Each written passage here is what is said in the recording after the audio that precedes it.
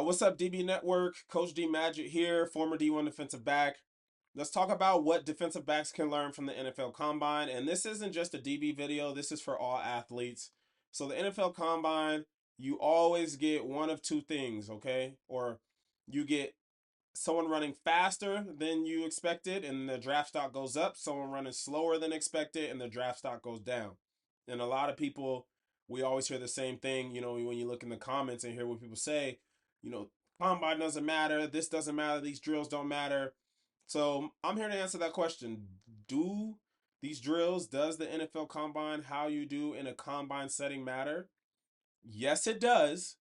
And no, it doesn't. Okay, so let's talk about why it matters. Beauty is in the eye of the beholder. Okay, so beauty is in the eye of the decision maker. So the scouts, the GMs, the coaches, if they value something, then it is valuable.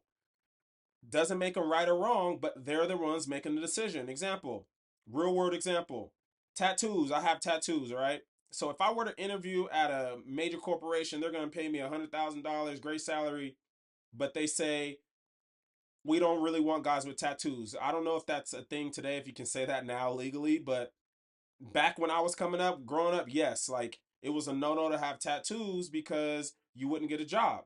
Piercings on your face, you wouldn't get a job. That is their prerogative. They are the decision maker. So whether they flat out tell you that I didn't hire you because of your tattoos, or the interview and as soon as you leave the door, they throw your resume in the trash because you have tattoos. They are the decision makers. These NFL coaches, these college coaches, they are the decision makers. Right now, the name of the game is the 40-yard dash. And think about it. So I went to a camp where there was 400 kids on the field. Okay. So 10 to 20 of those guys are going to pass the eyeball test. 6 foot, whatever, 300 pounds, whatever. So as a coach, I can look at them and immediately identify them as a prospect because they passed the eyeball test. So my eyes and my attention, out of the 400 kids at the camp, my eyeballs are going to be on those 20 kids who fit the eyeball test. So I got 400 names, 400 numbers, or thousands and thousands of numbers on this spreadsheet. How am I going to identify player one from player 399? If I go to Excel, boom, click the Excel or whatever, and I organize it by 40 time, I immediately can identify the guys who I believe are worth looking at. So that's just the name of the game, guys. What you look like outside of pads, your body, passing the eye test, and then what are you on paper? What is your, and I would say your broad, your 40, and your vert are the easiest ways to stand out. So again, guys, it's not like they're just evaluating 10 kids and they can be like, oh, okay, well, he ran slow, but he was just a better athlete. No, I'm evaluating tons and tons of data at the same time. So the easiest way outside of film, right? Because they're not seeing you on film. This is a combine setting. This is you going to a prospect camp or a combine. The easiest way on paper to identify talent is through the 40. That's just the name of the game. So you can either be against it and be one of those guys who relies on his tape and relies on his God gifted ability of what he's shown. You're still going to drop, right? But you're not going to drop out of contention. Or, if I'm a first round pick like Tez Johnson, I'm not going to drop out of the draft. I'm just going to go from first round to second round. But if you're an unknown guy, if you're a borderline fifth round, sixth round, seventh round undrafted guy, and you don't run fast, you're running the risk of not getting picked up at all.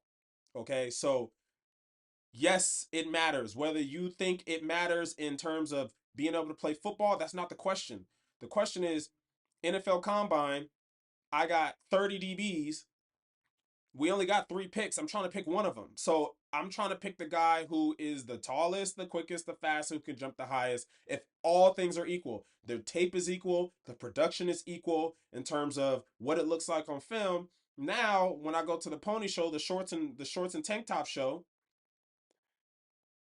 how do I trim the fat? Okay, you got to trim. You got 40, 50 guys. Trim the fat. Okay, who's the fast? Who's the most explosive? So you can, like I said, you can be on either side of it as you want, but they're the ones making the decision. So if it matters to the person that's giving you the contract, then it should matter to you. So how do you remedy that? You got to start early, guys. Like my coach told me, don't try to finish your senior year and then train for 3 months, think you're going to run a 4.3. Start early, because the 40 is a mix of God-given speed and then train technique. So you can train yourself to run if you're a 4.8 guy by God-given ability, you can train yourself to get to the 4.5. If you're a 4.4 guy, if you're a 4.5 guy, you can train yourself into the 4.4s, high 4.3s. So there is like a lot of guys say, "Oh, you're not gonna get faster in 3 months." Like, yes, technically you're not getting faster, you're just getting sharper. Your technique's getting sharper. When it comes to the field, okay, so does the 40 matter? The other side of the coin is no, because at the end of the day, a lot of times those speed guys are God given. Like that speed is God given, but they can't show on film that they can decelerate. They can't show on film that they can make decisions, that they can move their feet, that they can stay patient, that they can drop their hips to get out of the brakes, that they can tempo their speed. Okay, that's why you see guys like John Ross not make it, because they rely so much on the speed. And it's rare that you're running in a straight line. Even as a receiver, it's very rare that you're running in a straight line, especially against a good DB. So a 4.5 guy can cover a 4.3 guy. Because if I can move my feet laterally, right, you're not able to accelerate. You have to widen, widen, widen, widen. And the wider I get you, the more I can use angles. Football is a game of inches and angles, okay?